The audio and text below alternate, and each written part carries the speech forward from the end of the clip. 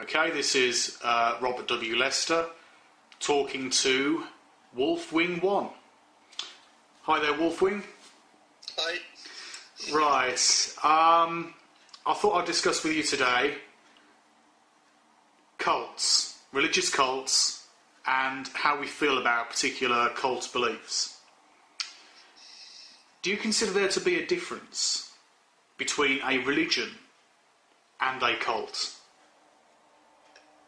That's a tough one. It's something that I've thought about for a long time. You know, the thing that first hit me, that that how similar they can at least be, at the very least, was my mom she's a Christian, she had a book in her basement that she had read, and it was, signs of a cult and whatnot. And I was reading it, and I'm thinking, a lot of these signs fit Christianity. Like the big one that hit me was, and the Christians always bring this up, that that's a cult, is that they claim to be the only way to God. Yeah. Yet that's exactly what Christianity does. But they use it as a negative for other religions. True. And it's like, wait,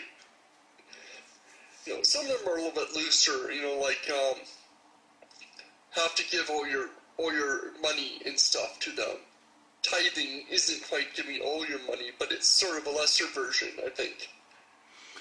Yeah, there is that in there. There seems to be the confusion, usually brought about by religion, to claim that any other belief is a cult, or is a cult, I should say, rather than actually looking themselves in the mirror. Because, as you say, they consider a religion to be, well, a particular group, religion, or whatever, to be a cult, because they follow a different brand of truth. Oh, yeah. So, they're just seeing their version as being, we're not a cult, we're the right way, therefore we're the true religion. And that's, classic cult mentality. Yeah. Yeah. I think the best way of looking at it is, it was either a dogma debate or in his experience. There was one of the shows that actually brought up a good point, which is that, maybe not all religions are cults, but a lot of religions can have cult-like behavior. Yeah. Like the more fundamentalist, particular, definitely start to fall under that type of mentality. The whole, if you're not Christian, if you're not a Pentecostal, you shouldn't interact with non-Pentecostals. Yeah. You can't have friends that aren't Christian because they're going to lead you astray. And automatically assuming things like, you're not Christian, then how can you be moral?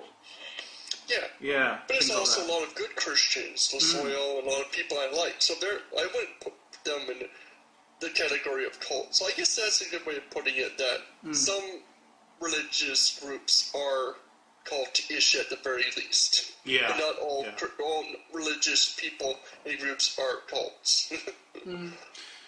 Yeah, I can agree with that. I mean, I tend to see it as being, religion and cults are the same, but the dangerous cults are the ones I tend to worry about. Yeah, I think it's really just varying degrees is the best way of looking at it. Yeah, I totally agree. I mean, many people call, for example, the Catholic Church a cult, and it is, but it's largely not dangerous. Although it's still a cult because they encourage many millions of people in Africa not to use condoms, or around the world for that matter, and therefore continue the spread of AIDS and HIV. Yeah, they've at least backed off on some of that. Yeah, thankfully. I mean, I imagine in time eventually they might, give up the fight and say, yeah, sure, God's okay with condoms now. So all those people who use condoms who were Catholic before, they're all going to come up from hell and go to heaven. You know, Well, it's a bit like the whole meat on Friday thing. well, there is a whole statistic that 90% of Catholics that have sex use condoms. So, Yeah. there's a lot of Catholics going to hell. Absolutely. Which is kind of ironic that there's sort of this disconnect between the leaders of the Catholic Church and the Catholics themselves. That's true. But then again, there's probably a lot of that with most churches in general.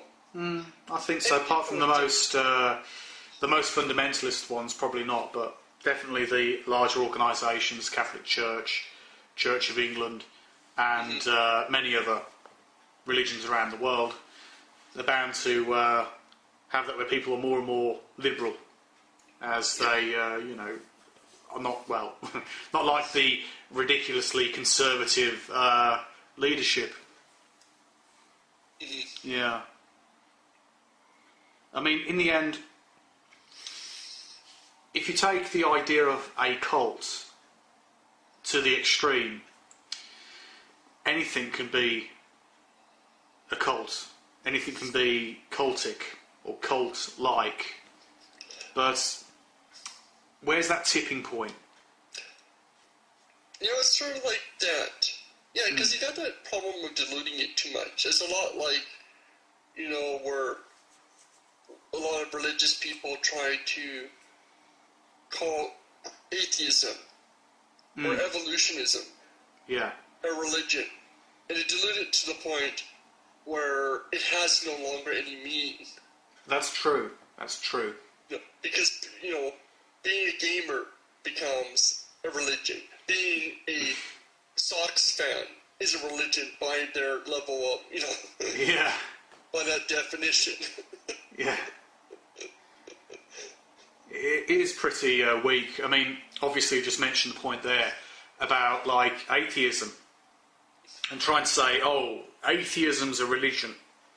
In fact, you see that I see that on application forms and all sorts of things like that. They say different religions. They say, like, sometimes you'll see non-religious, but also you'll see atheism as a choice of, they've got all the other religions there, all the main ones. Yep. And they've got atheism as a religion, which is contradictory to logic, really. Yeah. Though, to be fair, non-religious doesn't necessarily mean atheist. They could be deistic, they could be spiritual. That's true. They don't have any particular religion, but they still believe in a god. Some forms of Wicca and whatnot might even count in there, Yeah. It's just so broad. I mean, people all too often think that, well, an atheist is a rational thinker as well. But that's not in the title. And there are people who are Buddhist and atheist. There are people who are New Age and atheist. There are people who are into paganism and yet being atheist. There's this assumption that atheism is just modern atheism. It's basically centred around people like Sam Harris, Richard Dawkins, the late great Christopher Hitchens, and people like that. The ideas thereof, this kind of modern atheism vibe. And really, I think it's just you probably agree with this, it's a pathetic move made by religious people to simply try and make an enemy, to try and say, well, you've got a belief yourself, you believe in this, and therefore they can say, it's just a belief. Well, the funny thing about that is, they seem to be demonizing it. Yeah. But it's what they are. It's, okay, atheism's a religion. So what? Are you saying it's a bad? Are you saying religion is bad because you're religious? It doesn't make sense. It's a funny thing, isn't it? I mean, at least if we had that means we can have, tax exemption in certain cases. We can have a lot more freedom. We can then say, then we've got religious freedom, because they try and shut people up by saying, well, I've got to have my religious freedom. Don't step on my feet. Don't step on my shoes. But if they're willing to say atheism is a religion, And if we're a proven religion, because, there is no proof for God, we have proof of scientific fact and so on and so forth, the rational perspective, then logically we should be, taught in religious classes as well. If they're trying to force their creationism into science, and it's obviously not genuine science, therefore it does not belong. If they're trying to say atheism is a religion, then atheism should be taught in religious education, logically. Yeah. Yeah. So see how they like that. Yeah, don't come into my lab, but, or whomsoever's classroom or whatever, but, we're going to come into your classroom. We're going to, Christianity, but then a little bit afterwards, and by the way, atheists don't believe God exists, and they believe Jesus was probably just a man, if that. Well, there's that odd... I forget exactly how it worked, or was it saying, I remember it was going around a few years ago, if you get to put creationism into classrooms, we get to put evolution into churches. Sounds fair. But the good thing about, I don't know how it is where you are, but in the UK, most religious people, well, probably not so much with Islam, but in terms of Christian beliefs, most people believe in evolution. They believe God did evolution, And with Islam, they believe that man was created by God, therefore it kind of evolved from monkeys. But they still believe in animal evolution. There just seems to be this throwback in North America, mostly the United States, obviously, where you've got this bulk of people who believe in a God did it creationism. Suddenly God, popped out of nowhere, a magical universe created either very quickly or created fairly quickly. Not created over, billions of years, but created within a matter of thousands. Yeah. So, I don't know why that... Well, I could imagine why it's a big throwback. Lack of education, lack of progression, a lot of poor people being kept in an ill-informed perspective, I suppose. Yeah, one thing I've often wondered about is how much of it is the ego. I remember when I was religious, that was one of the big things, is, it's very easy, especially the big thing with conspiracies and, all these kind of things, even with science to an extent, is that you've got something new and exciting that nobody else knows. Yeah. And you want to tell everybody. And it's cool to have this information. I find it myself, even as an atheist, when I find some really cool, exciting new information about, evolution or science, that, it's almost paradigm shifting, not major paradigm shifting, but just paradigm shifting of something we've always known. Yeah. Like when I'm still looking to verify it, but we're finding out that new research is showing that all snakes are venomous. That's kind of paradigm shifting, because our the ideas we've always had is that there's only like 20, there's only so many most species aren't venomous. Yeah. It's just like spiders. They're all venomous. They're not strong enough to actually affect us. Delivery system is too primitive, and most snakes to do anything to it. I heard to their food. I heard the I don't know what you might call them, the daddy long legs crane fly. Basically, they contain apparently the most poisonous venom known to man. That's what I heard, and they're just a harmless little fly. Bobs along, and they kind of go all over the place in the UK, and I'm not sure about where else they go. They're very, very common. And basically, they have no way of passing on that venom. Yeah, this one was... It disproves God as well in that way. Go on. Yeah, what's that?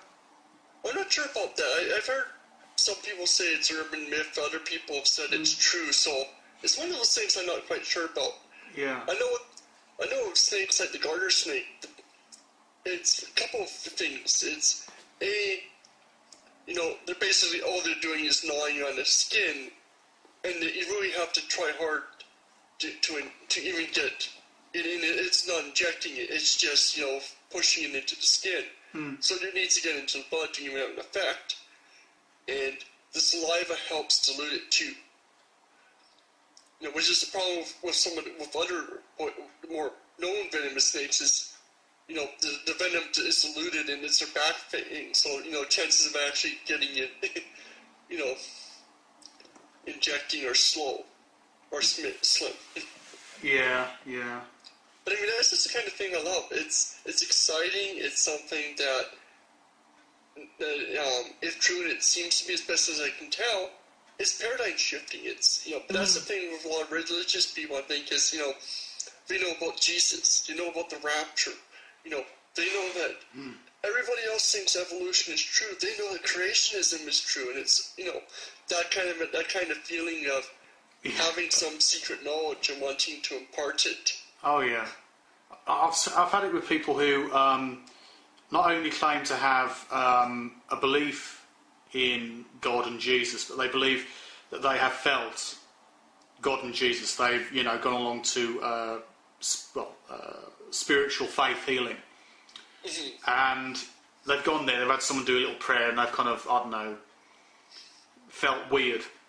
Or maybe they've gone along to a particular church where they do speak in tongues and flop around the place, and they think they've been affected by the Holy Spirit, and they think it must be true because I've had this, and they don't realise how psychological the world is.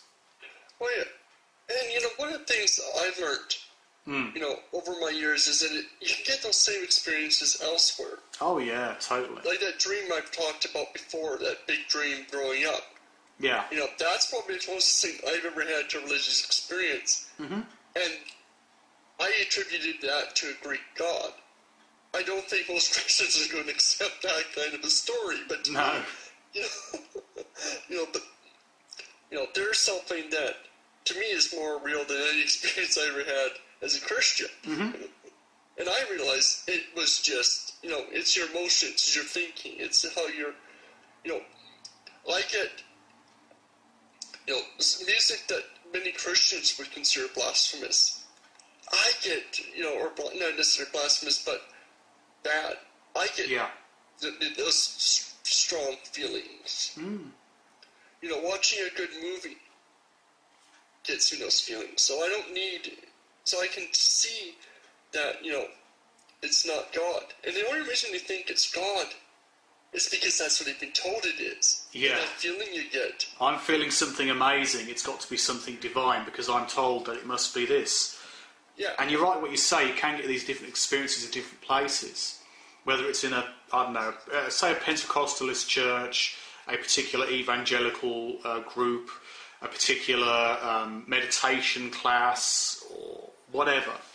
Yeah, AC/DC concert, we'll get kind of stuff, Yeah, people get chills running down their spine when they're in an old building. If they happen to believe in the right kind of belief, or a particular type of belief, in ghosts and psychics and stuff, they'll think they're being affected by a person who used to live there. It's all relative, isn't it? Yeah. What's like the video I did recently on the whole deal of after life after death experiences. Mm-hmm. People die, near-death experiences, and people have these experiences. These are seen to prove that Christianity or religion is true. The problem is the only people that experience hell are people that were exposed to Christianity. Yeah. Or possibly Muslims, people exposed to other similar beliefs as well. Muslims experience a Muslim-type heaven. They don't experience the Christian hell. That's right. Hindus experience a Hindu heaven. Mm. True. They're seeing Lord Shiva and Ganesh and things like that. Yeah. Mm-hmm. And you don't experience the Christian. If Christianity is true, you would expect non-Christians to have experienced hell. Yeah.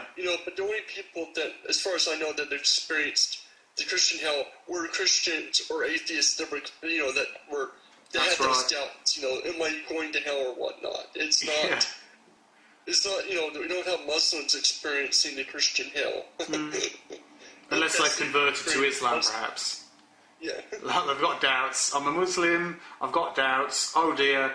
I don't know. Crashed their car or something. They have a so-called out-of-body experience, near-death experience, and they think, wow, Christianity was right. I'm going to have to go back to that. Yeah. Yeah. It's. It's just the fact that they're not the same religion. Is the main point. Of course, someone might say that it was Satan deceiving you. Yeah. One thing that's been on my mind today, and I've been thinking about it for a while, and I've been done videos on this, is, and it's something that kind of bothers me, is, is religious freedom being given too much freedom? I think sometimes, yeah. It seems to have gotten to the point where religious freedom means there's two sets of laws. Yeah, yeah. There's laws that everybody else has to follow, and then there's laws that the Christians can follow. Like the Christians can be exempt from anti-discrimination laws. Because that would be infringing on their religious freedom, ignoring the fact that that's kind of showing favoritism to them. Yeah.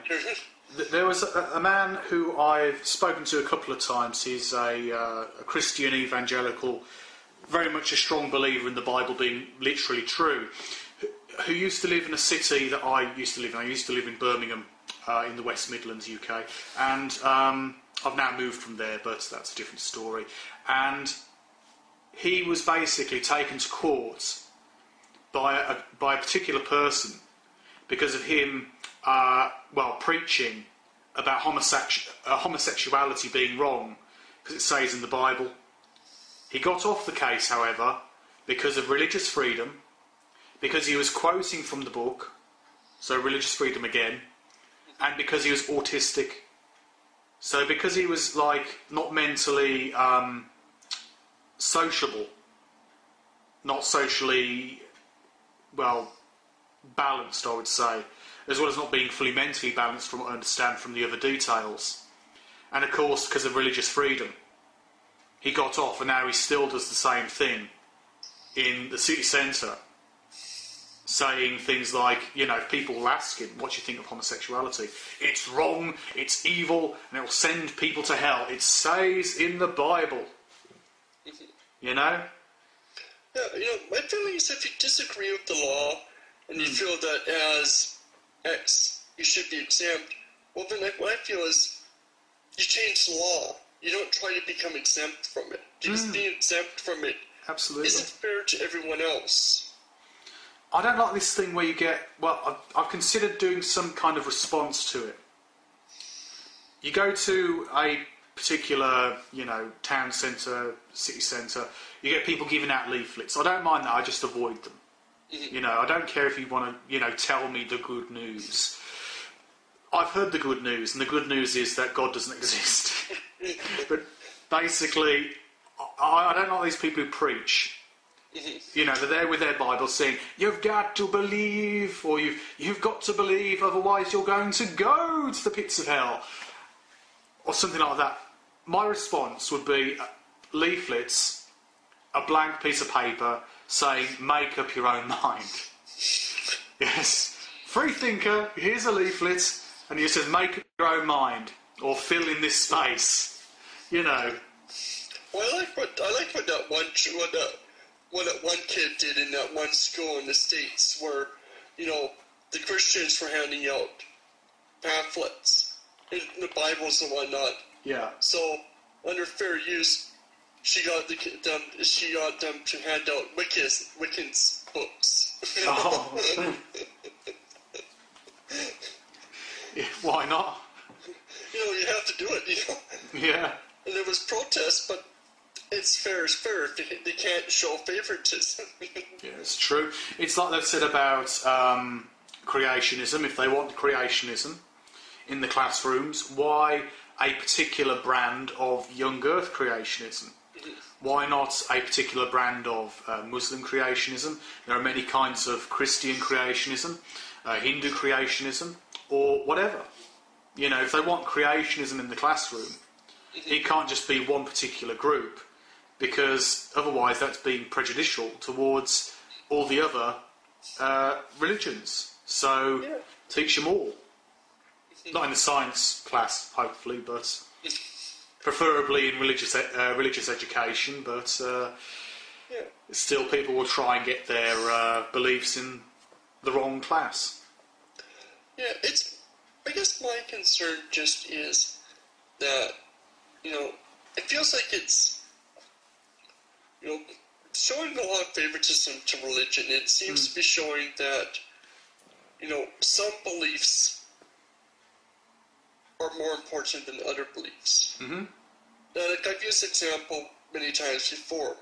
You know, a Christian's beliefs, bigoted beliefs against homosexuality, are fine. But my feelings that blacks are no good, dirty, evil people don't get special privileges. They're the same thing. Yeah, it's picking on a particular group of people for something they can't help. For being, I mean, it's a bit like, homosexuality is evil. And if they were to say that towards, well, obviously black people, Mexicans, or Indian people, people from the Middle East, it would be just, well, racism. So, you know, prejudice is prejudice in the end, and we shouldn't actually defend these people who are basically being prejudicial. I agree. You know, like, I can't fire a black person from a job because I was racist, which I'm not, of course, but I'm just saying, you know, but, you know, in certain places, I can fire a gay person for that. Oh, yeah. For religious beliefs. So in other words, you know, my religious beliefs override someone's personal beliefs. Yeah, but you know, even when you try and, I've noticed this as well, where people try and stop these things, there's always a way around it. If you don't like someone for what they do, what they believe, what they say, who they are, whatever, you can just simply try and get them to leave of their own accord.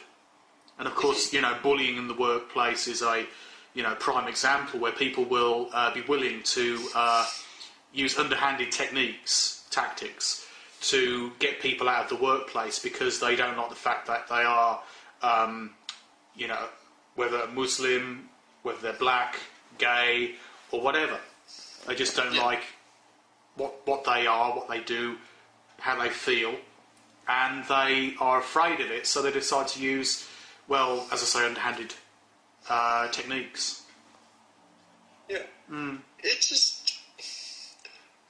It just bothers me, you know, that, you know, religious freedom is fine. You know, I think the best way, I don't know if someone's actually, this is a quote someone actually said, if not, I like it. Freedom without restraint is not freedom. Yeah.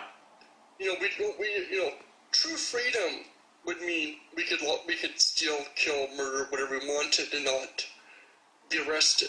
We have limits on freedom. Yeah. Because you know, because true 100% freedom doesn't really give anyone freedom. That's true. I mean, that's the difference between total freedom, which is basically anarchy, and a level of liberty. You know, liberty being a given freedom. So, you know, you have given freedoms, and, you know, because of certain, you know, laws, certain rules, we obviously don't do everything we could do. Like, just because we get angry at someone, most of us at least don't decide to try and kill that person. You know, because we're rational, sane, we're raised in a fair society. But it's one of those things, isn't it, really? You know, we should have the freedom to express ideas, freedom within our own homes to express whatever we wish, you know, within certain legalities in certain cases. But there shouldn't be that public consensus that just because a person has a religious belief that their God has apparently told someone in the distant past that they, should speak out against homosexuality, against particular things, keep down women, half of humanity right there, that they should be able to do that in a public place, that they should go to a public place and say women are less, gays are wrong, and the list goes on of their offensive ideas, Yeah. And a side issue on this is, and I've had fights with people, well, not fist fights or bad fights, just, arguments with people over this, which is, banning of certain things, like gay conversion therapies. What's that? Banning, well, you've probably heard of it. California has passed a state senate. It's still a few stages, but they've passed a ban on gay conversion therapies for children. Yes. And that's a good thing.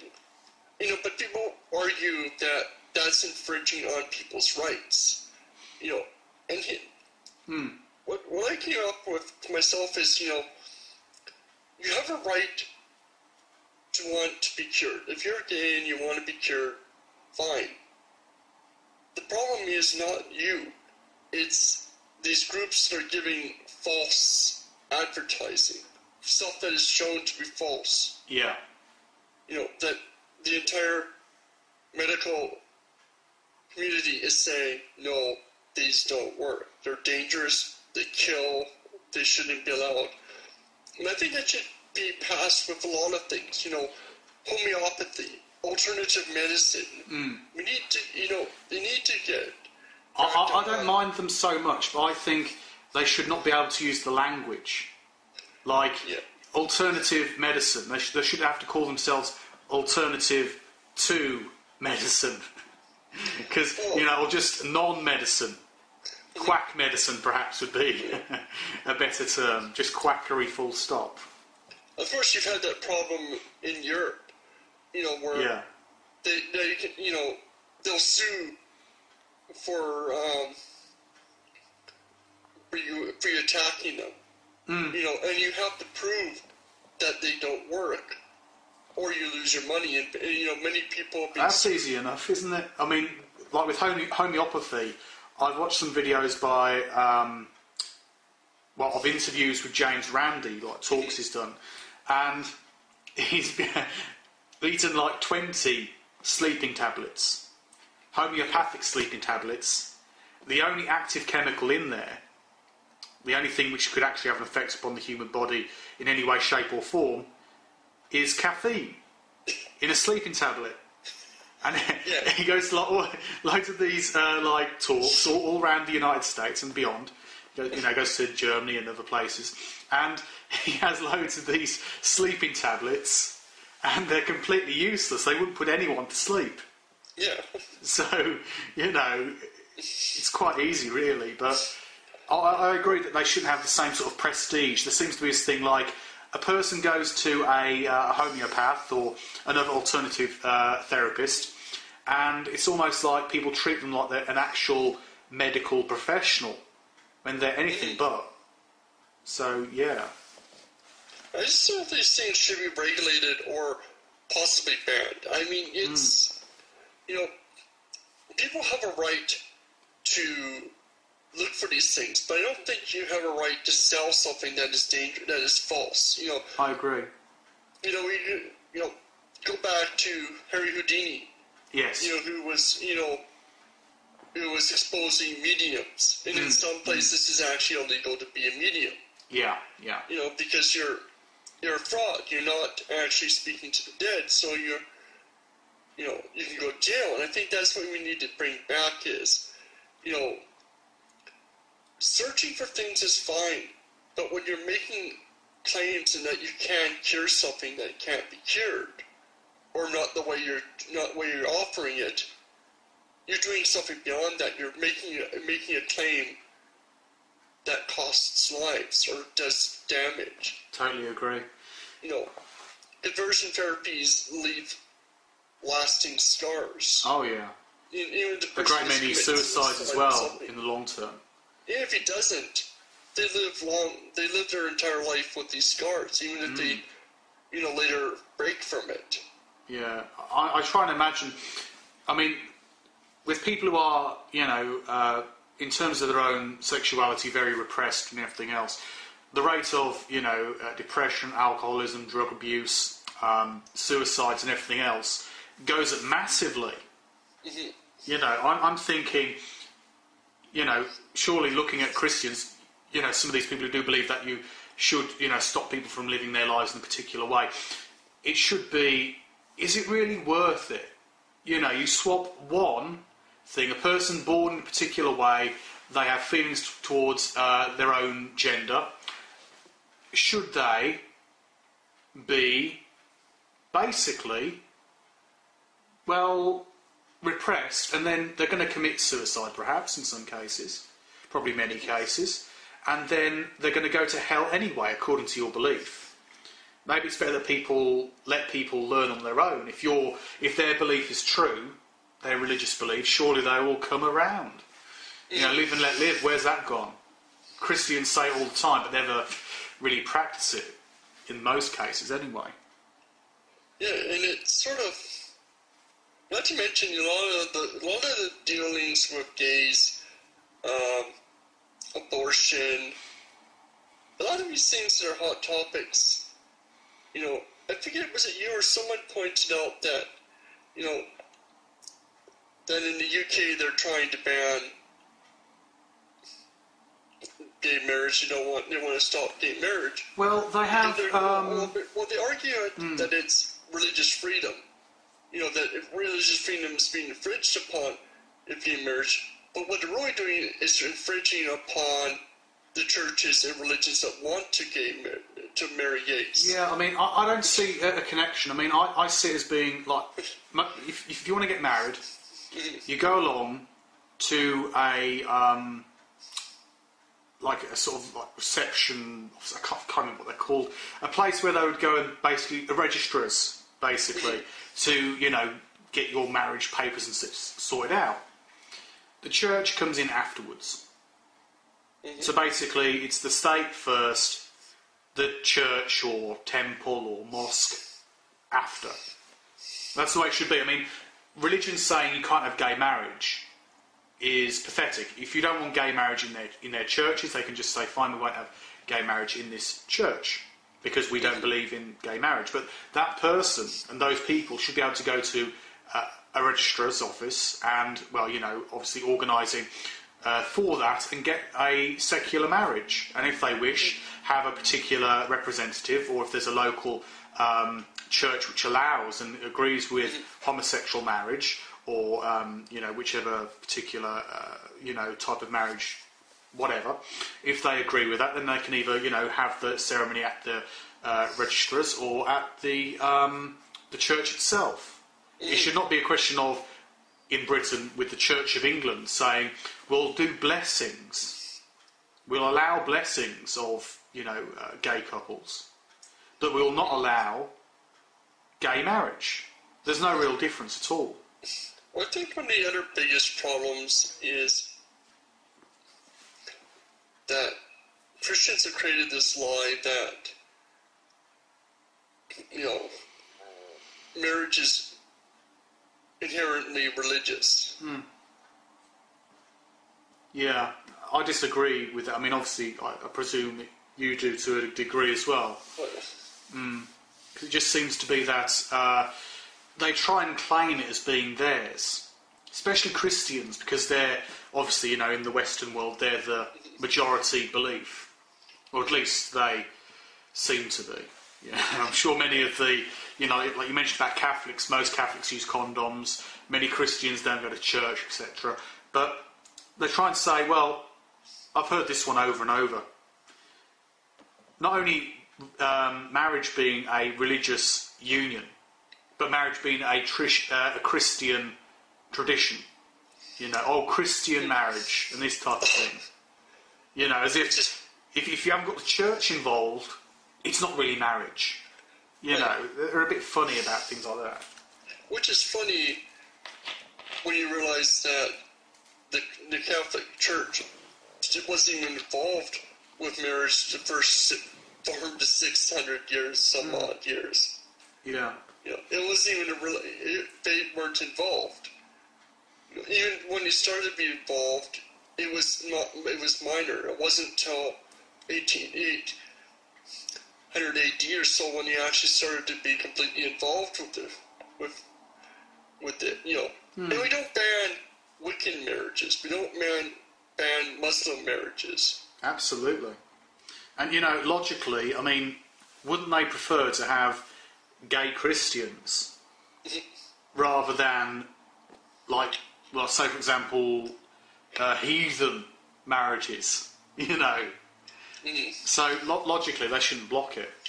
You know, they should just say, well, you know, live and let live, and let the big guy in the sky decide afterwards if they believe in that crap. You know, if they believe in God, then let God decide at the end of the day. Well, the only people that actually had the biggest of a legitimate reason to be against gay marriage was the Mormons, because of the way their religion works. Yeah. Which is that, my understanding was that if you're married in a Mormon church, you're automatically Mormon, you get into heaven. And they were told that they would have to marry gays. And by marrying gays, the gays would be absolved of all their sins and get to go into Mormon heaven. Which is what they would, you know, which they didn't want. And it was a lie, but that's at least semi-valid for them because, you know, by their beliefs, you know. Yeah. It's not, you know, by their beliefs, if they're forced to marry gays, you know, there's that weird contradiction, though, isn't there? Getting this buy-in to their heaven when they shouldn't be allowed. There's a weird contradiction where they're able to, like, baptise people who are dead by doing a ceremony.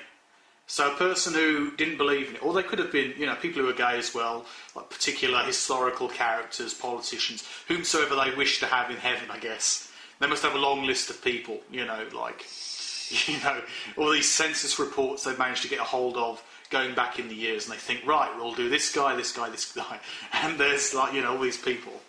They're bound to come across people who were, or are, probably people who are dead now, who basically they decide to baptise, who were gay, whether out or in the closet, and they basically put them in heaven, unwittingly. Actually, I've heard, apparently, that it's still bad, but it's not as bad. The explanation I've heard is they don't go into heaven when they're baptized. What happens is, after they're baptized by a Mormon, if they meet Mormon missionaries in the afterlife, they can be converted because you have to be baptized here. Right. That's why. So it kind of gives them a second chance. Yeah, they're not automatically converted to Mormonism, but are given a chance. They can now be converted if. And then they might be able to earn their passage into like the kingdom of heaven. I may be wrong about that, but that's what I heard someone say. So it's still bad, but it's not quite as bad as yanking someone from, you know, the Jewish heaven into the Mormon heaven. Yeah. Yeah. In fact, I don't know which would be worse, actually. You know, the idea of Mormonism and its kind of alien, like, God, or the idea of the Old Testament, well, God, you know, Yahweh. I don't know which is worse in many ways. Well, it'd probably be worse if you're female, because as a female Mormon, you're spending your entire life as a part of a harem to be. That's true. To be having lots of kids to populate other planets. Yeah. It's pretty mad. I mean, it's nearly as crazy as, well, it is as crazy as a lot of the ideas you get from Scientology. Like the, what's it called? The Operating Thetan. Thetans, Yeah. Operating Thetan level, it's a level 3, where they tell people about Lord Xenu. Yeah. Yeah, that's pretty weird. Have you heard about that? A lot of that stuff? Yeah, it's, you have to be careful. You have to be so careful because, a lot of what at least when I've heard about religion, other religions tend to be clouded from the Christian point of view. Yeah. Like a lot of them have this idea that the Masons and whatnot, that, I've been told by, told growing up that when you reach the final level of Mason, you find out that you've been worshipping Satan the entire time, or something like that. Yeah. I love this thing they tell you because there's actually been a lot of information released, slowly but surely by the Freemasons, by people who've spoken about it, people who've been in higher levels of it. But then the conspiracy theorists and the people who believe in all satanic global cult stuff, Illuminati and stuff, they say, but there's a secret higher level. And so even if there is a higher level and they turn out to be say Gnostic Christians or something, they would still say, but there's actually a higher level above that too, and you could just keep on making it up then. Yeah, because I remember my mom mentioning that my grandpa was part of one of those groups. I don't know which one. It was either Masons. What's the other big one? There's a few out there. I mean, there used to be like stone cutters and things like that, different groups, but I don't know. It depends, because there's lots of different groups out there and they all vary.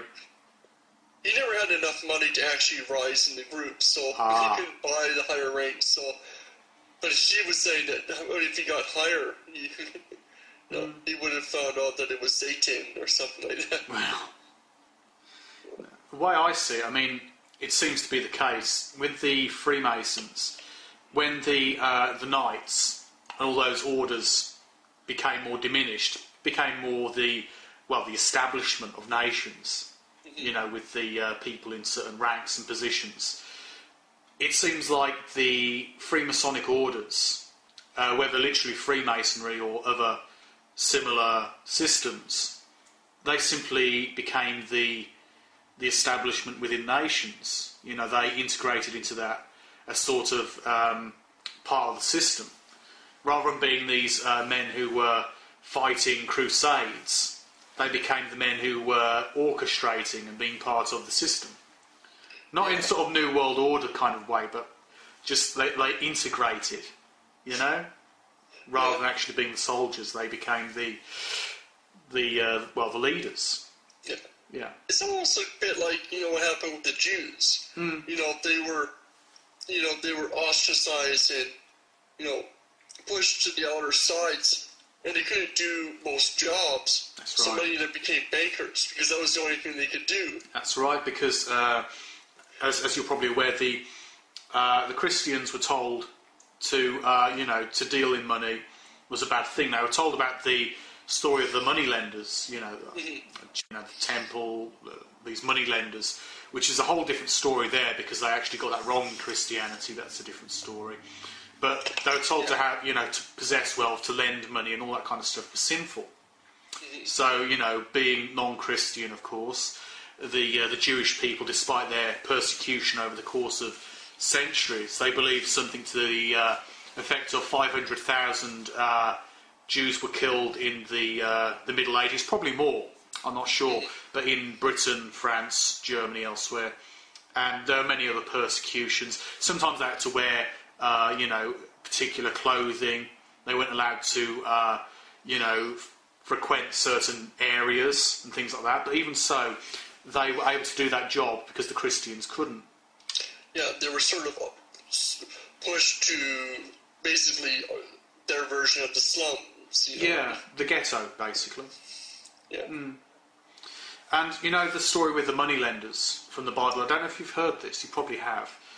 They say that the money being lent out in the temple was actually lent out because the money of the time was Roman money.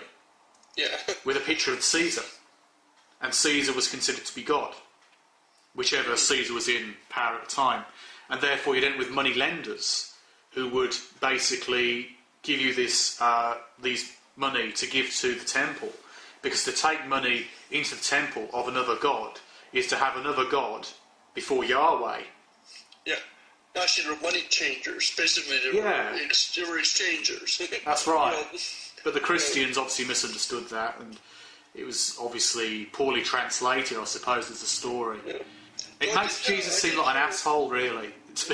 He walks in and says, "No, have Caesar ahead of Yahweh." He may as well have said that, in a way. Well, I've heard some arguments against that, which was that that part of the issue was that one of the other prophets did away with sacrificing, and then they were still sacrificing was the problem.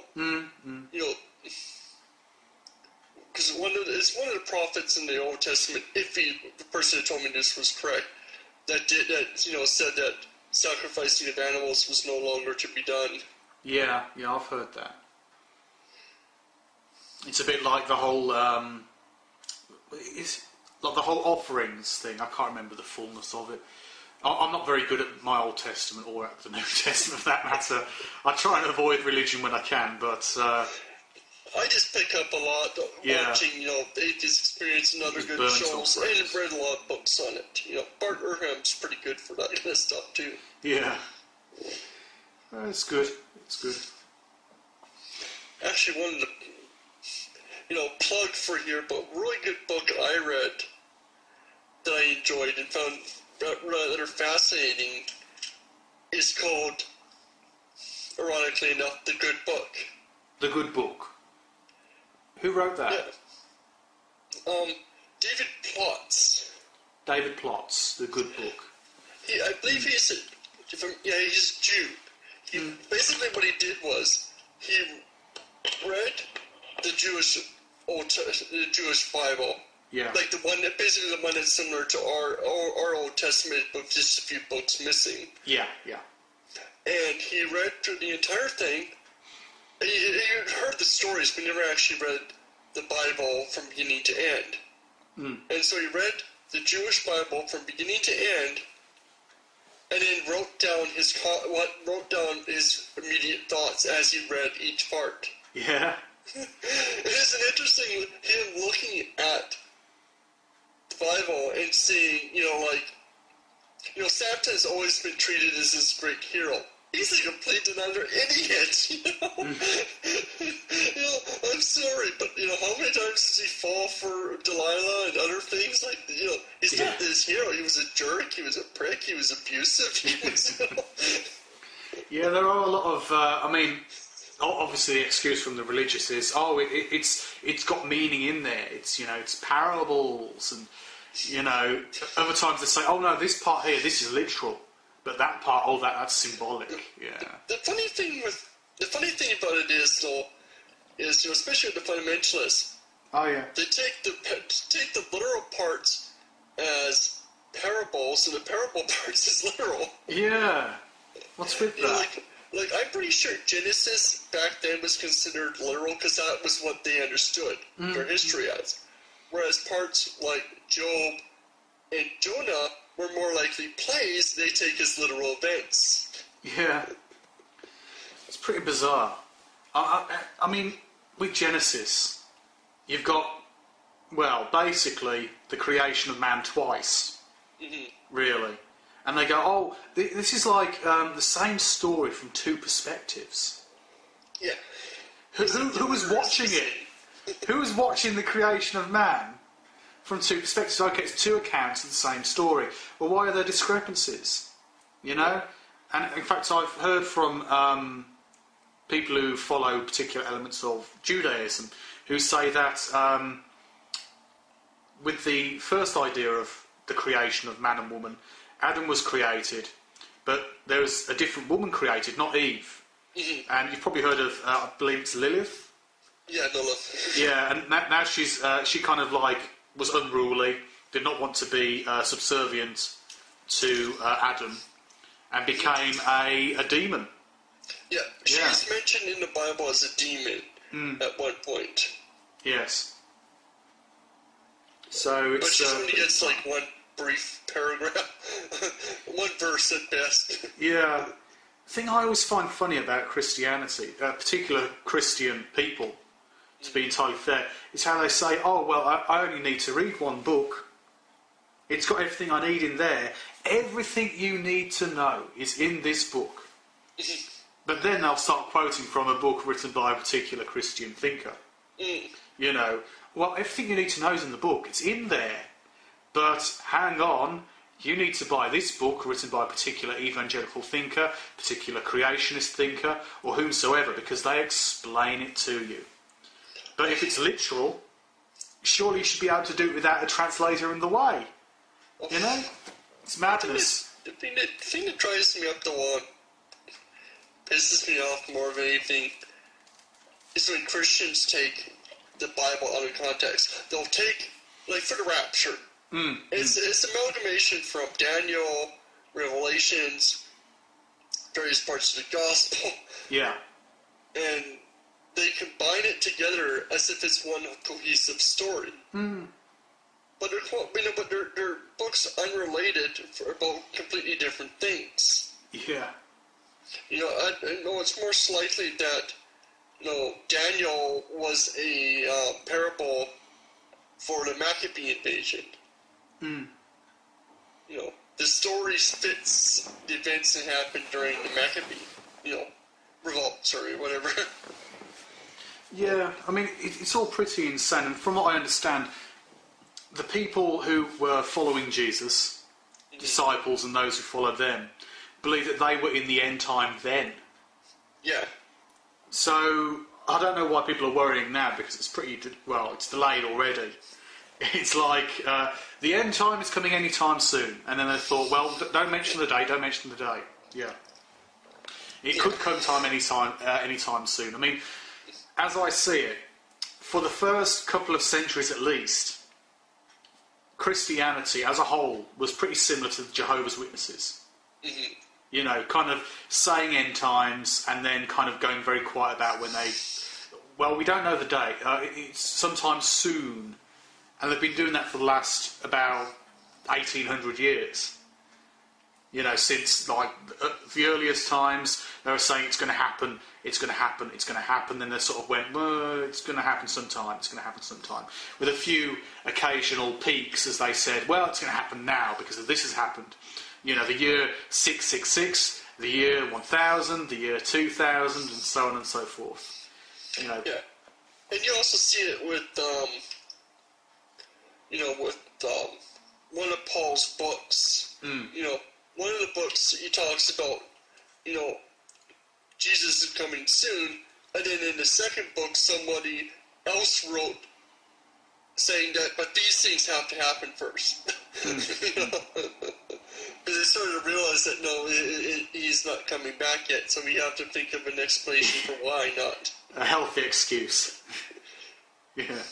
Well, I mean, that's where they put the stuff like, you know, that there will be these signs. You know. Yeah, it's pretty mad. Actually, I do think, though, somebody had a great idea for how to stop Jesus from returning. And what's that? Well, it takes a worldwide effort, but somebody around the world at some point has to think Jesus is going to come back at this moment. Because remember, no man should know when Jesus will return. So as long as somebody's thinking Jesus is going to return this moment... Yeah, that's true. So the believers are actually preventing him from returning. By saying, he could come back any time. He's going to come back today, he's going to come back tomorrow, he's going to come back in 2012, 21st of December 2012 or something, and, you know, as long as they're thinking that, he'll never come. Or as I've joked, Jesus already came back, there's just nobody to take. Yeah. Or he came back and took people. He took, you know, the 5 descendants of the original disciples that had been hidden in some monastery. Yeah. Yeah. you never know. I mean, this is slightly sick, but imagine how many people have died in tsunamis, in earthquakes, and all this kind of thing. I think that's more than the the quota for heaven. What happens if the Christians, they've got it wrong, and the people of Haiti, huge number of people who died in the disaster, was it a couple of years ago? They've all gone to heaven. Or the people from Indonesia with the tsunami then, what was it, 5-6 years ago? Yeah, they've gone to heaven. You're stuck here in hell. Earth, as we call it, Yeah. Well, I always figured that, back when I was religious, I used to figure that heaven just was infinitely big, There's room for everybody. Or, the only way heaven could ever actually work would be that each person lives in their own personal heaven. Yeah, like and a only dream people world. that can enter them are ones you'd let. Yeah, that makes sense. From a religious perspective, it would make sense. Sort of think of it as your own holodeck. Yeah. It's whatever you want it to be. That's fair. Yeah, I mean, I had all sorts of ideas of what the afterlife would be, in terms of my view. A lot of the ideas very similar to what you've just mentioned. And I used to be involved in like psychic awareness and mediumship, new agey kind of beliefs as well, and all sorts of ideas like that. But in the end, what really, breaks it down is the fact that no one fully agrees. You get all these different groups. I mean, I see it on a microscopic level with different groups in the New Age. You'll get one group of people who say Galactic Federation of Light, another group will say the Alien Federation of Light, another group will say the Galactic Federation of Planets, and they're all talking about a New Age concept of aliens and angels, all this kind of stuff. But then you ask them, what are they here for? And they all disagree. It's like, well, hang on, you're being contacted by aliens, or so you say, and you say the same to the others, and they can't work out why they're getting completely different messages. It could be just because one of you's been watching too much Star Trek, the other one's been watching too much Star Wars, and the other person's a fan of Stargate. Different stories, different messages, And that's all it is with religion, full scale. You've got the Catholic Church, you've got the Anglican Church, you've got the Protestants, Methodists, and all this kind of, all these different, well, Protestantism covers many things, but even so, you've got different churches, different branches. Well, yeah. Just you also have, relativity, isn't it? We also have the issue of, different perspectives of what God's saying. Yeah. God says being gay is a sin and should be executed. God says being gay is fine. God says that being gay is bad, but we shouldn't discriminate against them. Other people have different ideas about what God thinks about everything. Yeah. How can you all be, I said this to puppy turtling people, that even if God exists, there's no way you've got everything you think about God, everything you picture God to be is true. You're going to get something wrong, and you're more likely going to get most of it wrong, Yeah, very true. I mean, people often say, many people out there describe themselves as being Christian atheist, as in they're atheistic towards Christianity. They've looked at it, they've tried it out, and they realised it fails. Doesn't mean there's not necessarily a God. There could be a God. Many great thinkers, like Richard Dawkins and others, have said they're agnostic. There could be a God, but the odds are hugely against it. Yeah. But, it's funny that we can say that. We can say we don't know for sure, but Christians can say we know for sure, and they call us arrogant. Madness. Well, it's like that beautiful picture I've shown a few times in my videos. Atheism, the arrogant belief that this entire 60 billion light-year across universe is not for us. Yeah. Yeah, I would be impressed. Imagine if, the Earth was, for some reason, the only planet in the whole of the solar system without any asteroids, any need for a moon, or any other planets. There was no chance of being hit by a comet or anything. Suspended in orbit around a sun which did not have huge solar flares that could affect us. You know, if we had a perfect rhythm of all things about us in an infinite universe that seemed to be leaning towards us, like expanding from where we are, then you could say, well, maybe there's something to this God idea. But because of things being obvious and the fact that we can see evidence of multiple mass extinctions, the fact we're not centre of the universe, the fact that probably, or at least possibly Mars could have had life before Earth. Yeah. Well, it's kind of pathetic, really. Well, it's an interesting thing that's, I forget who did. Someone did a really good video showing, actually from our perspective, everything in the universe is moving away from us. Yeah. But there's a reason for that, because if you put like say 24 dots, 4x6 whatever dots on a balloon and blow it up. That's right. For any one balloon, everything else is moving away from you. Yeah, it's just a thing that a lot of Christians can't seem to understand, a lot of religious people in general. It's obviously not just simply a question of, motion and movement within space of particular objects. It's to do with, dimensional expansion in terms of the fabric of space, so to speak. And they can't understand that. But I've seen what you've just mentioned. I've seen the person doing an analogy using that as an example, a way of explaining it, like being on a surface of a rubber balloon, these dots. And it's not actually the fact that, they're moving apart as such, they're being... The actual fabric of space itself is moving in many ways. Yeah. I mean, it's not very easy to explain, but yeah. And also one of the other hard things is that the expansion of the universe does not necessarily apply to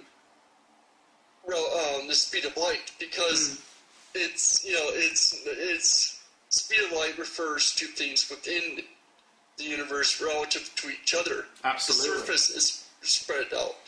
That's why we can see, 20 billion light years, 13 billion light years away from us, things that were billion years after the Big Bang. It's because the initial expansion was that fast. Yeah, true.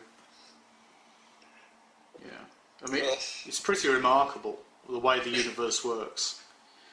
And, it's like you've said with that image, I've seen the image you've used before, the idea,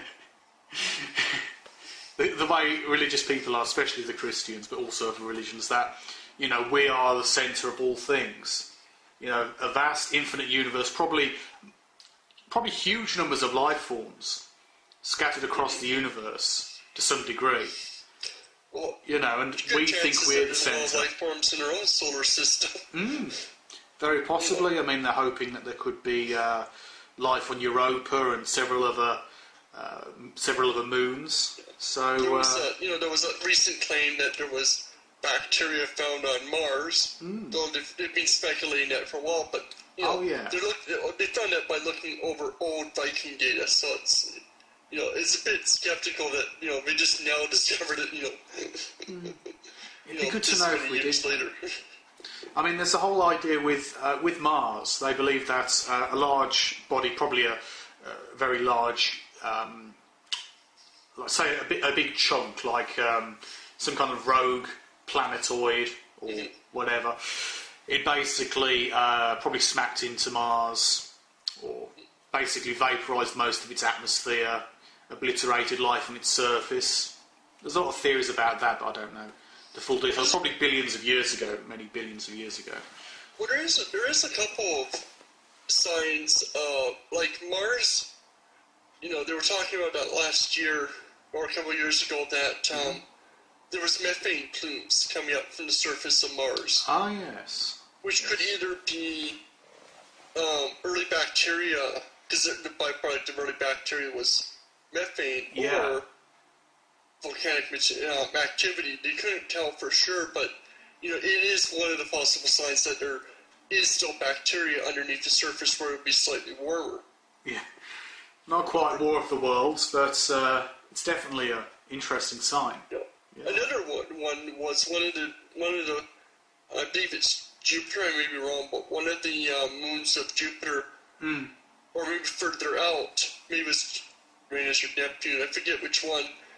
They did a probe examined the moon. Yeah. And it's missing a chemical that should be there. So it's been used up. Yeah, they don't know if there's something living there that's using it, or is there just a novel chemical reaction that we don't know about that's unique to there? Because of other chemicals that are causing, that there might just be a chemical reaction that's using it up and it's being used for something else that's not living. But there is a chance that it could be something feeding off it. Yeah. Is that something to do with the rays of the sun or something? The sun's reactions to the chemicals on the moon itself. There should be these chemicals that aren't.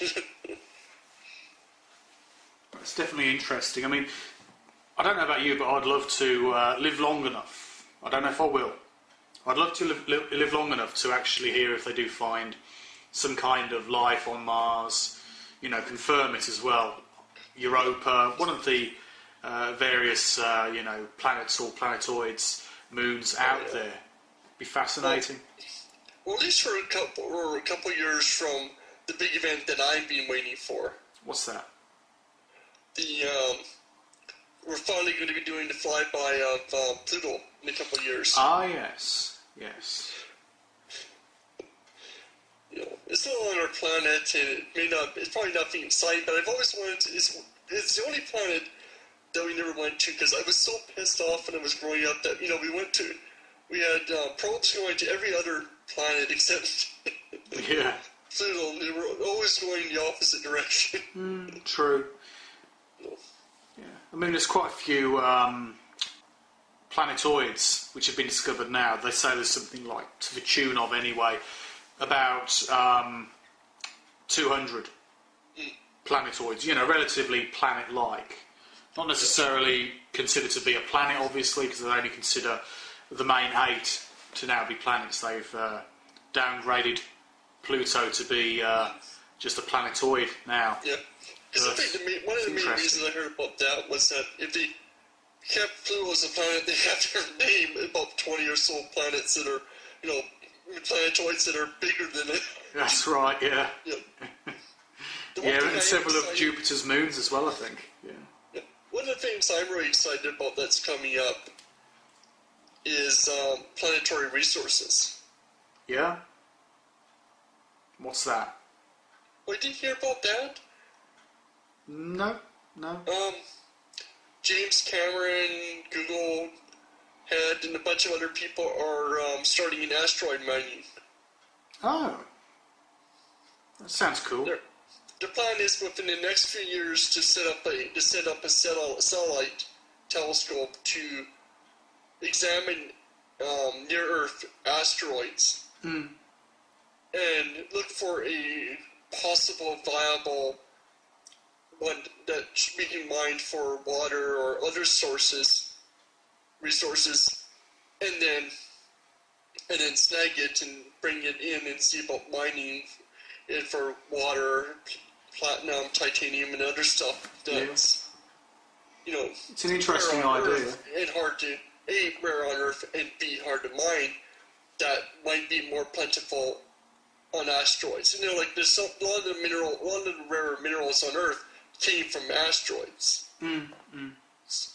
So it's quite possible that there's asteroids out there that are like 90% these rare material. Yeah, I mean, that would be pretty interesting if they do that. Yeah. And the big thing is, this isn't necessary for profit. It'd be good if they make money, but they're doing it, more for, to expand their experience and whatnot, and their knowledge. And even if it fails, the amount of technology advancements that would go into it, to get it to work. Yeah.